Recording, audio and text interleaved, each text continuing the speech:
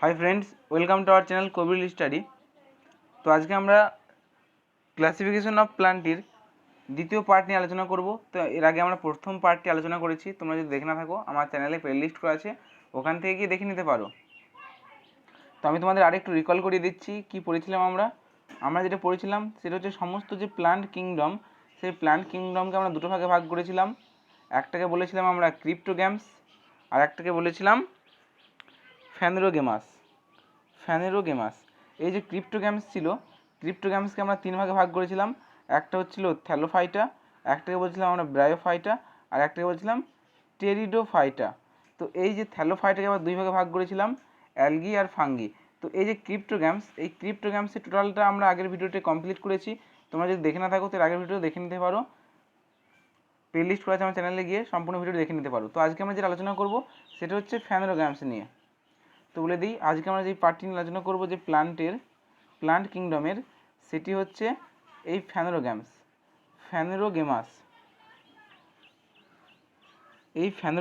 একে floral plant বলা হয়। এই ফ্যানেরোগেমাসকে আমরা যেটা করে থাকি সেটা হচ্ছে দুই ভাগে ভাগ করি। একটাকে বলা হয় গাইনোস্পার্ম, একটাকে বলা হয় গাম, আর একটাকে বলা হয় অ্যাঞ্জিওস্পার্ম। এই অ্যাঞ্জিওস্পার্মকে আবার আমরা দুই ভাগে ভাগ করে থাকি। একটাকে বলা হয় মোনোকোটিলডন্স এবং একটা বলা হয় ডাইকোটিলডন্স। তো কী এই ব্যাপারগুলো প্রতিটা সম্পর্কে আমি ডিটেলসে বলে দিচ্ছি, তো তোমরা ভিডিওটি ওয়াচ করতে থাকো। তো প্রথমে দেখো, এখানে দেওয়া আছে এটা ফ্যানেরোগেমাস অর ফ্লোরাল প্লান্ট। তো এটি কি? Plants of this group is well develop, অর্থাৎ এই প্লান্টগুলি ভালোভাবে develop plant. All the plants in this group bears flowers, fruits and seeds. এবং এই যে প্লান্ট, এদের কিন্তু সব প্লান্টেরই ফল, ফুল এবং বীজ থাকে। Plant in this group can be classified into two subgroup. দেখো, আমি আগে বললাম যে এই ফ্যানেরোগেমাসকে দুটো সাবগ্রুপে ভাগ করা যায়। একটাকে বলা হয় গাইনোস্পার্ম। ফ্রেন্ডস, এটা তোমরা পাশে লিখে নেবে, গাইনোস্পার্ম এখানে পাশে লিখে নেবে। গাইনোস্পার্মকে বাংলায় বলা হয় ব্যক্তবীজী, একে বাংলায় বলা হয় ব্যক্তবীজী উদ্ভিদ। তোমরা পাশে বাংলায় লিখে নেবে ব্যক্তবীজী। আর এই যে দেখছো অ্যাঞ্জিওস্পার্ম, এই অ্যাঞ্জিওস্পার্মকে বাংলায় বলা হয় গুপ্তবীজী উদ্ভিদ, বাংলায় বলা হয় গুপ্তবীজী। তো আশা করছি বুঝতে পারলে ব্যক্তবীজী কাকে বলে, গুপ্তবীজী কাকে বলে। তো প্রথমে যেটা আলোচনা করব সেটা হচ্ছে গাইনোস্পার্ম বা ব্যক্তবীজী। দেখো, ব্যক্তবীজী মানে তোমরা বুঝতে পারছো, অর্থাৎ এদের বীজগুলো বাইরে থাকে, অর্থাৎ বীজগুলো খোলা অবস্থায় থাকে। This plants are in the forms of tree and Bush. দেখো, এই যে গাইনোস্পার্ম, সেটা কি রূপে থাকতে পারে, সেটা বৃক্ষরূপেও পেতে পারি, এবং বুশ মানে হচ্ছে বিভিন্ন ঝোপঝাড়কে বলা হয় বুশ, অর্থাৎ বিভিন্ন ঝোপঝাড় রূপেও এই গাইনোস্পার্ম উদ্ভিদগুলো পাওয়া যায়, ব্যক্তবীজী উদ্ভিদ পাওয়া যায়। Plant body are differentiated into root, stem and leaf. এবং এদের যে প্লান্ট বডি, এদের যে উদ্ভিদ দেহ, সেটাকে আমরা তিনটে ভাগে ভাগ করতে পারি। একটা হচ্ছে গাছের মূল এবং কাণ্ড এবং পাতা হিসেবে বিভেদিত হয়। তিনটে ভাগে আমরা ভাগ করতে পারবো গাইনোস্পার্ম উদ্ভিদকে। তো এরপর নেক্সট দেখো, প্লান্টস আর উডি। এবং এই যে প্লান্ট, সেগুলো হচ্ছে বৃক্ষ জাতীয়। এবং এখানে দেখো পেরিনিয়াল মানে হচ্ছে বহুবর্ষজীবী, যাকে বলা হয় বহুবর্ষজীবী। অ্যান্ড টল এবং লম্বা।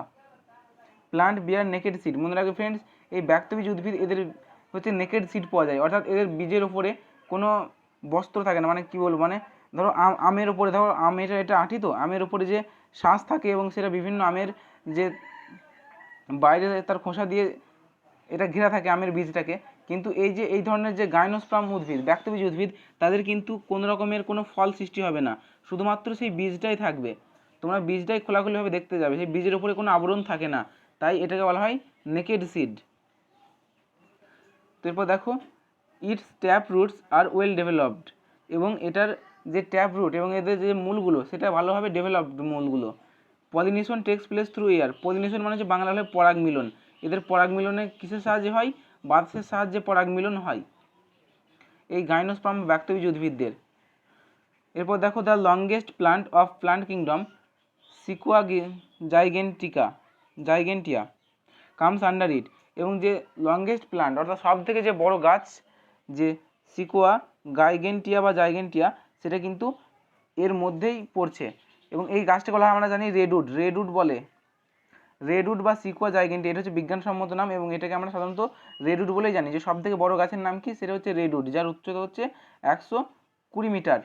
এবং এটাকে আমরা কি বলে জানি? রেডউড অফ ক্যালিফোর্নিয়া, এই গাছ সাধারণত ক্যালিফোর্নিয়ায় বেশি পাওয়া যায়।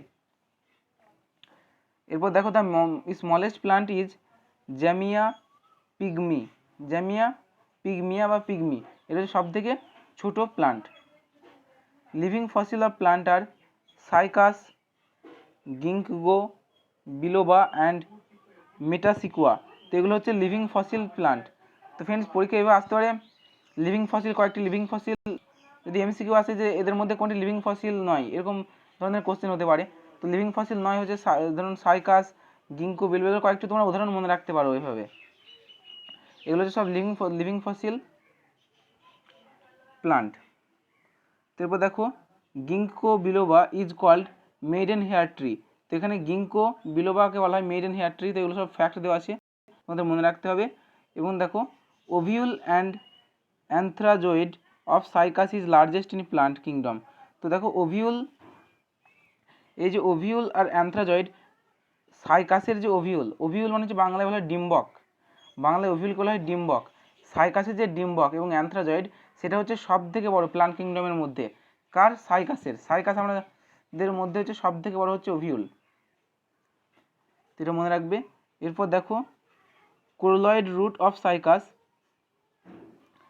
Help in absorption of water and fixation of nitrogen. তো আমরা সকলেই জানি যে সব গাছেরই বেশিরভাগ রুটই কী করে, তাদের ওয়াটার শোষণে সাহায্য করে। ঠিক সাইকাসের ক্ষেত্রে যে রুট, সেই সাইকাসের ক্ষেত্রে রুটের নামটা কি? কোলরয়েড রুট। এই কোলরয়েড রুটটা কী করছে দেখো, সাহায্য করছে help in absorption of water, জল শোষণে সাহায্য করছে। And fixation of nitrogen, fixation হচ্ছে নাইট্রোজেন বন্ধন করা বা নাইট্রোজেন আবদ্ধকরণে সাহায্য করে। মানে নাইট্রোজেন আবদ্ধকরণের তাদের কী উপকার হচ্ছে? নাইট্রোজেন আবদ্ধকরণের ফলে মানে গাছের উর্বরতা বৃদ্ধি পায়, সার হিসাবে কাজ করে।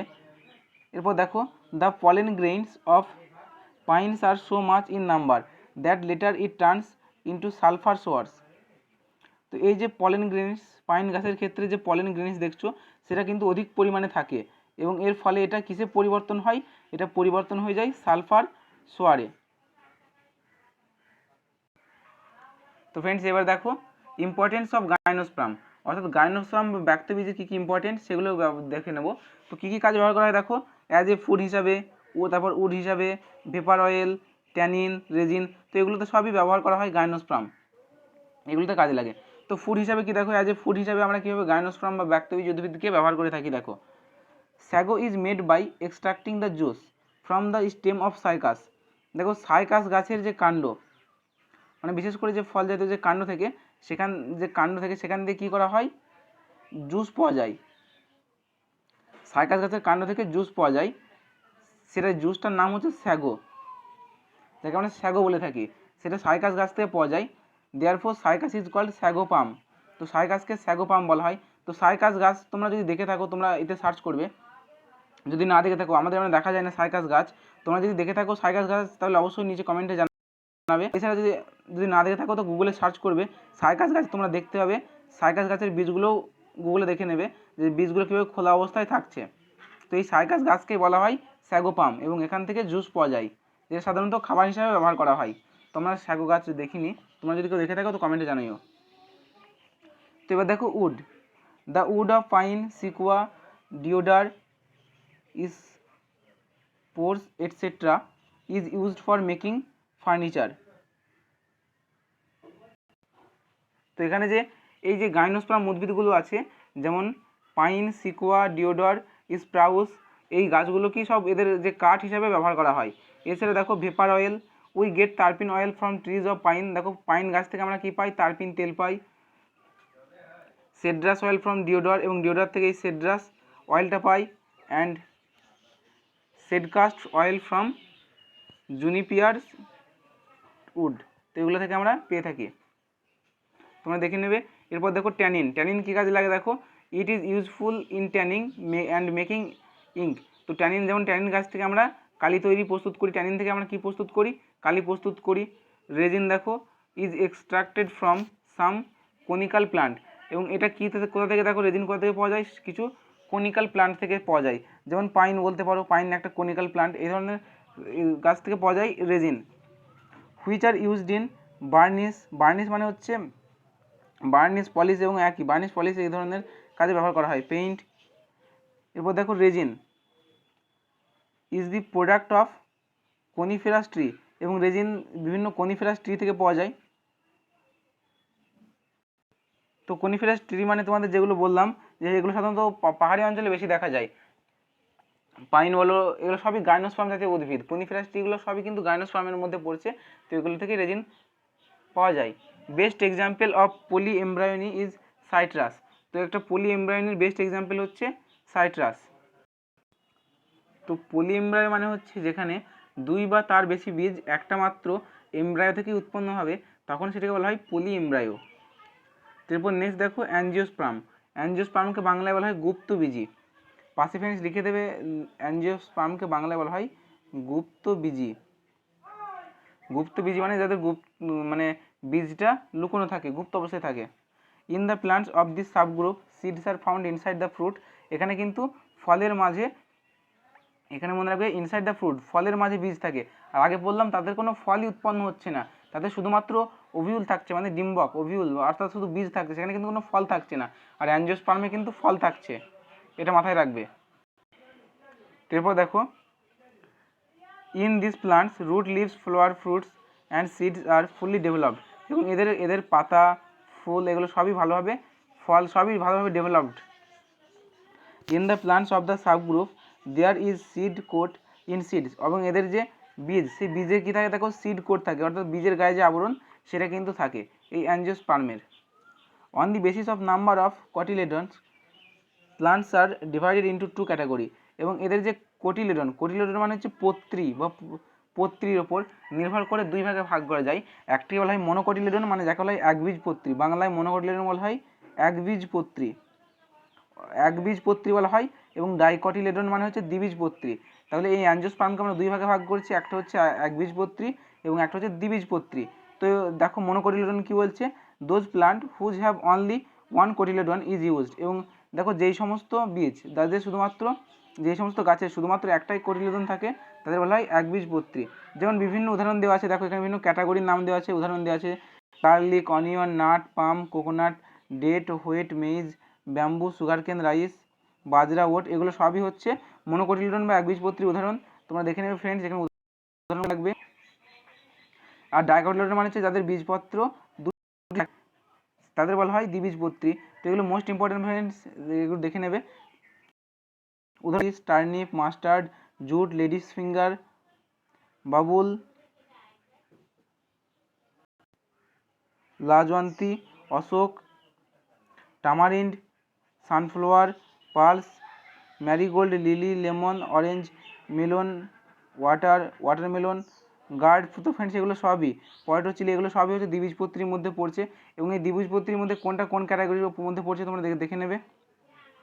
তো ক্যাটাগরি অত সম্ভব আসে না ফ্রেন্ডস, সাধারণ যে এক্সাম এগুলো ক্যাটাগরি অবধি অত আসে না। তোমরা একটু হাই লেভেলে যেতে গেলে তখন কিন্তু ক্যাটাগরি তোমাদের পড়তে হবে, তখন তোমরা কয়েকটি উদাহরণ মনে রাখলেই চলবে। তারপর দেখো leaves are the lung of plant, অর্থাৎ পাতাকেই কোনো গাছের ফুসফুস বলা হয়। Plant from which coca and chocolate are obtained is a serve.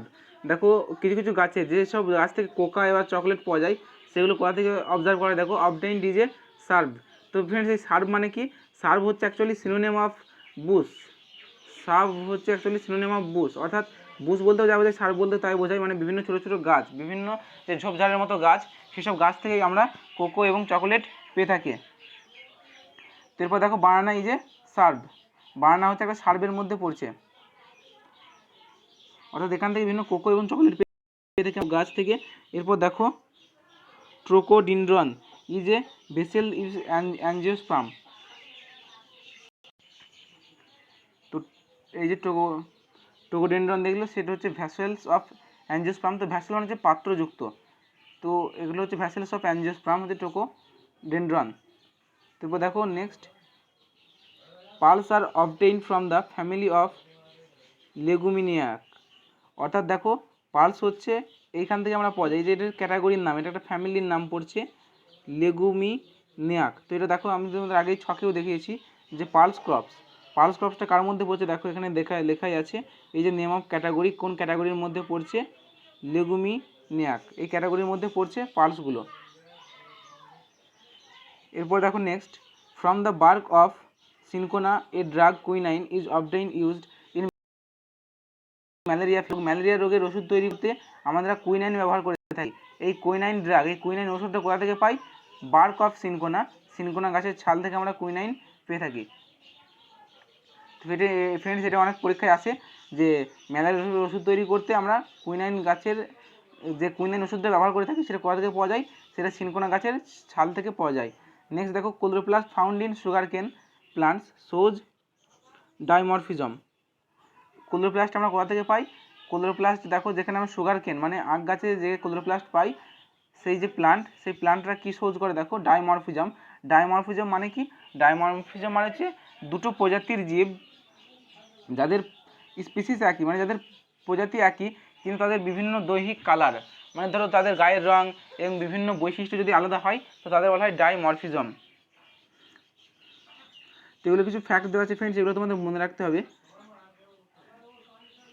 The maximum fixation of solar energy is done by green plant. তো এখানে বলা হচ্ছে দেখো, the maximum fixation of solar energy is done by green plant, অর্থাৎ সূর্যের যে বেশিরভাগ শক্তি সেটা কিন্তু কাজে লাগায় গ্রিন প্লান্ট, অর্থাৎ বিভিন্ন যে সবুজ উদ্ভিদ তারা কিন্তু সূর্যের শক্তিটাকে ধরে রাখে এবং বিভিন্ন তারা খাবার তৈরিতে সাহায্য করে ধরো অন্যান্য কাজে। Golden rice contain beta carotene. Golden rice মানে সোনালি চালগুলো কি ধরে রাখে? Beta carotene, which comes from carrot, যেটা ক্যারোট থেকে পাওয়া যায়। ক্যারোট থেকে কী পাওয়া যায়? বিটা ক্যারোটিন পাওয়া যায়, যেটা গোল্ডেন রাইস ধরে রাখে। It is a variety of rice produced by genetic engineering to biosynthesis of beta carotene, a precursor of vitamin A। তো ফ্রেন্ডস, এখানে বলা হচ্ছে যে আমরা যে বায়োসিনথেসিস করে পাচ্ছি জেনেটিক ইঞ্জিনিয়ারিং ফলে। তো জেনেটিক ইঞ্জিনিয়ারিং কি? জেনেটিক ইঞ্জিনিয়ারিং হচ্ছে বিজ্ঞানের যে শাখায় বিভিন্নভাবে জেনেটিক ইঞ্জিনিয়ারিং আর বায়ো ইঞ্জিনিয়ারিং আর জেনেটিক ইঞ্জিনিয়ারিংয়ের মধ্যে পার্থক্য আছে, যে বিভিন্নভাবে জিনগত জিনিস নিয়ে যেখানে আলোচনা করা হয় বিজ্ঞানের যে শাখায়, সেটা সাধারণত বলা হয় জেনেটিক ইঞ্জিনিয়ারিং। তো এই যে বিভিন্ন উদ্ভিদের যে জিন, সেই জিনের মধ্যে বিভিন্নভাবে সংকরণ ঘটানো হয় এবং সংকরণ ঘটানোর ফলেই নতুন যে উদ্ভিদ অপত্য সৃষ্টি করা হয় সেগুলো সবই এই জেনেটিক ইঞ্জিনিয়ারিংয়ের মধ্যে পড়ছে। তো এগুলো দেখো, আমি একবার তোমাদের প্রথমে একবার ক্লাস করেছিলাম যে টার্মিনোলজি অফ বায়োলজি, বায়োলজির বিভিন্ন টার্মিনোলজি একবারে প্রথমেই আছে, সেখানে আমি সব এগুলো ডিটেলসে বলেছিলাম। জেনেটিক ইঞ্জিনিয়ারিং আছে। তো এই যে জেনেটিক ইঞ্জিনিয়ারিংয়ের ফলে কী হয়েছে, আমরা যে ক্যারোটের মধ্যে যে ক্যারোটিন থাকে সেগুলোকে কাজে লাগিয়ে আমরা সোনালি চাল উৎপাদন করতে পারি।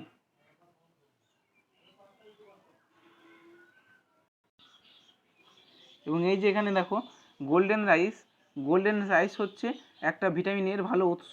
প্রিকিউরসর মানে হচ্ছে কোনো কিছুর অগ্রদূত, পূর্বগামী যেটা বোঝায়, সেটা হচ্ছে একটা ভিটামিন এর ভালো উৎস হচ্ছে গোল্ডেন রাইস। তো গোল্ডেন রাইস মনে রাখা করবে, এটা বিটা ক্যারোটিন থেকে পাওয়া যায়। আর বিটা ক্যারোটিন, গোল্ডেন রাইসের মধ্যে বিটা ক্যারোটিন জিন থাকে এবং এটা কোথায় পাওয়া যাচ্ছে? আমাদের ক্যারোটের মধ্যে পাওয়া গিয়েছে। তো ফ্রেন্ডস, এরপর দেখো, potato, tomato and brinjal are same different species and belong to genus solanum. তো এই দেখো, এই পটেটো, টমেটো অ্যান্ড ব্রিঞ্জল এদের ডিফারেন্ট স্পিসিস, এদের প্রজাতি আলাদা কিন্তু এদের যে গণ, জেনাস বা গণ সেম। তো আমি আগে বলেছিলাম যখন কোনো কিছু বিজ্ঞানসম্মত নাম লেখা থাকে তখন সেখানে দুটো জিনিস দরকার হয়, একটা হচ্ছে জেনাস আর একটা স্পিসিস। প্রথমটা হচ্ছে জেনাস বা গণ, পরেরটা হচ্ছে স্পিসিস। তো এদের স্পিসিস আলাদা কিন্তু জেনাসটা হচ্ছে এক, তাদের জেনাসের নাম হচ্ছে সোলোনাম। এই তিনটে জেনাসের নামই হচ্ছে সোলোনাম। তো এরপর দেখো বিভিন্ন সায়েন্টিফিক নাম পড়ে গেছে। তো এখানে প্রচুর উদ্ভিদ দেওয়া আছে, সব উদ্ভিদ দেওয়া আছে এখানে 32টা মতো উদ্ভিদ দেওয়া আছে এবং 32টা উদ্ভিদের এখানে বিজ্ঞানসম্মত নাম দেওয়া আছে। তো তোমরা এগুলো লিখে নেবে, এখানে সেরকম বোঝানোর কিছু নেই। তো এখানে একটা জিনিস বলে দিই যে বিজ্ঞানসম্মত নাম কীভাবে লেখা হয়। বিজ্ঞানসম্মত যখনই নাম লিখে হয় তো সেটা হচ্ছে প্রথমটা ক্যাপিটাল হয়, যেটা মানে জেনাস বলে থাকি। প্রথমটাকে ধরো আমি নিলাম পিটা নিলাম, পি বা মটরশুঁটি হচ্ছে পিজাম স্যাটিভাম। তো পিজাম স্যাটিভামের এখানে পিটা কি? পিটা ক্যাপিটালে লেখা হবে এবং বাকিগুলো দেখো সবই স্মল লেটারে লেখা হবে। PISUM, pisum, small letter SATIVAM। তো ফ্রেন্ডস, আরেকটা জিনিস বলে দিচ্ছি যেখানে কিন্তু এখানে মানে ফলো করা হয়নি, সেটা হচ্ছে এগুলো সবই কিন্তু বাঁকানো হরফে লেখানো হয়। বাঁকানো হরফে যে কোনো কিছু বিজ্ঞানসম্মত নাম বাঁকানো হরফে লেখা হয়। তো এগুলো হচ্ছে কিছু নিয়ম বিজ্ঞানসম্মত নাম লেখার বা বায়োনমিক্যাল নোমেনক্লেচার যাকে আমরা বলে থাকি। দ্বিপদ নামকরণ, এটা বিজ্ঞানী ক্যারলাস লিনিয়াস প্রথম প্রচলন করেছিলেন। তো এগুলো সব আগে পড়িয়েছি। তো নেক্সট ভিডিওতে এরপরে আমরা ভাইরাস এবং ব্যাকটেরিয়া নিয়ে আলোচনা করব। তাহলে এই পার্টটি শেষ হয়ে যাবে। ভিডিওটি যদি ভালো লাগে একটু লাইক করবে এবং বন্ধুদের সাথে শেয়ার করার চেষ্টা করবে। ধন্যবাদ।